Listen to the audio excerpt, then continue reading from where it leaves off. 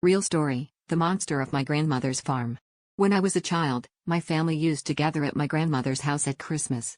One night, my cousins and I made a bet with my uncles that the two of us could walk around the property through the woods, crossing the bridge over the small lake.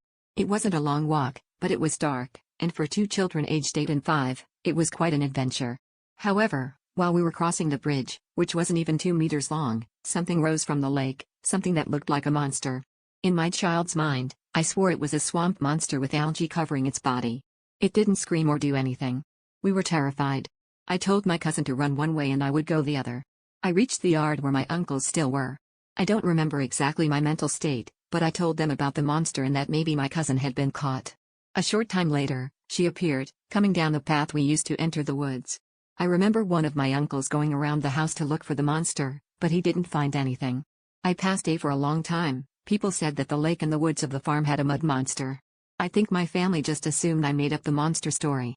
Years later, I came to believe that one of my uncles entered the house and left through the back door near the lake to scare us, although my memory might be wrong, since the house underwent renovations and perhaps the back door didn't exist at the time.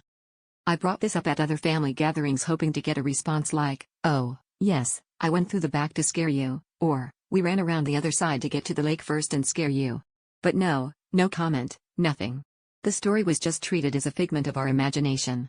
Even my cousin doesn't remember it, but she was little, so of course she wouldn't remember. Only I remember, only I have memories, and I know it was real. Maybe it wasn't a monster, but I know there was someone very tall with us there, and that made the story much scarier. If everyone in the family thinks it was a child's invention, then who was in the woods with us? The property was large, the back of the house had almost no windows. If someone jumped the fence at the property's boundary, the woods were a good hiding place, unless two children appeared. What were the chances of the two of us being in real danger?